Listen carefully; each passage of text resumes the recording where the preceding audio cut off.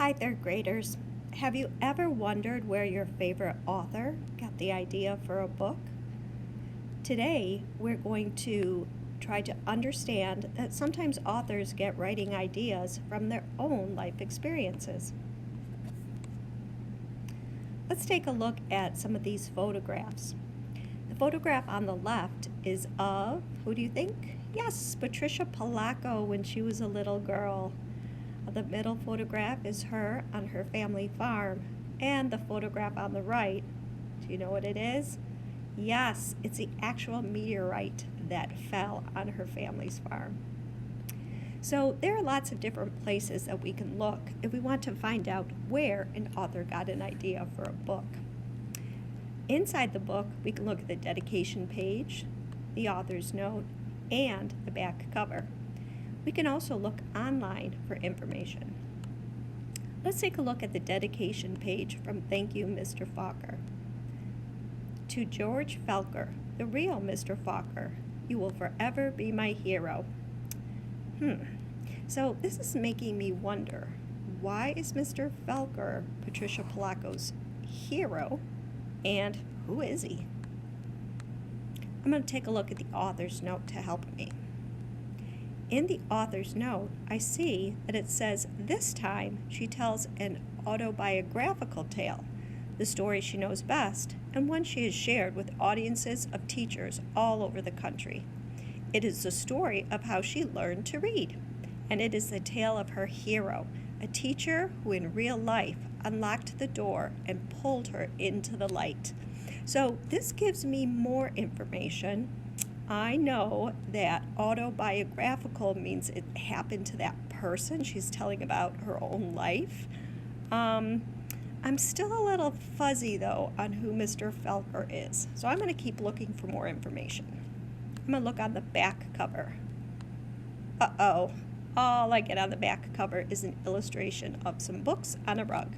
That doesn't help me. So I'm going to go online and see if I can find additional information. I can look at book reviews, book summaries, and also author interviews. Oh, and author websites, of course.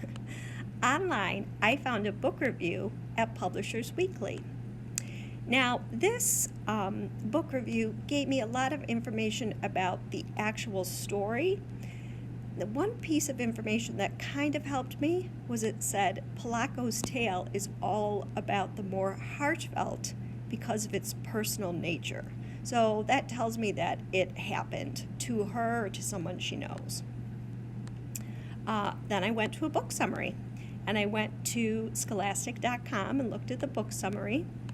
And again, it told me it was autobiographical, but it doesn't give me a whole lot more information about where she got her idea. It just tells me more about the actual book.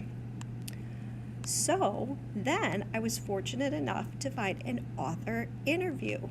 So let's listen to this interview with Patricia Polacco.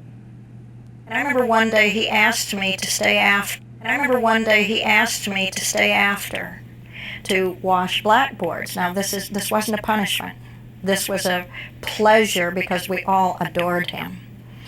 And while I was washing the blackboard, I'll never forget this, he had My Fair Lady. He put on My Fair Lady.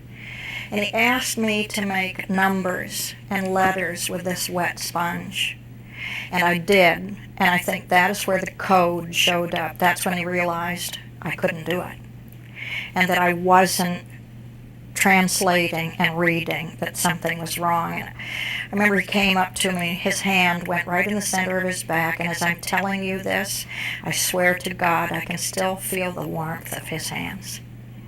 And he slid down next to me and he says, "Oh, honey, I think you have something that has a name." He said, you feel dumb, don't you?" And I remember just bursting into tears and wanting to run away because of all people, I wanted him to like me. And I thought if he knew I was dumb, he wouldn't like me anymore.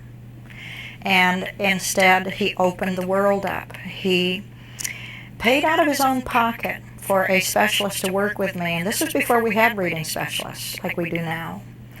And I can't tell you what method worked. We did colored acetates, we did balance board, we did literally physical exercise, MC Escher paintings, I mean, you name it, we did it.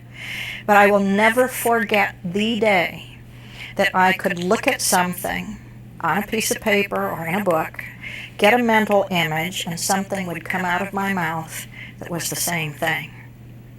This was a miracle. So I said one word, and it was right. Then pretty soon it was a sentence. It was right. Pretty soon a paragraph. And then finally an entire page. So it changed everything. Changed everything for me. Wow. So that author interview was really very telling because Patricia tells the whole story of what Mr. Falker did. And how that influenced her and helped her to be able to learn to read. So definitely this author interview gave me the information that I was looking for. Now online I could also look at the author's website. Here's Patricia Polacco's website. I didn't find out a whole lot more. So definitely that author interview really helped me to understand where she got her idea for her book. So remember that you can do a lot of different things if you want to figure out how an author came up with an idea for a book. Sometimes you can look at the book itself using the different components to figure it out. Sometimes you might need to go online and find additional information. So hope you had fun learning about how authors come up with book ideas.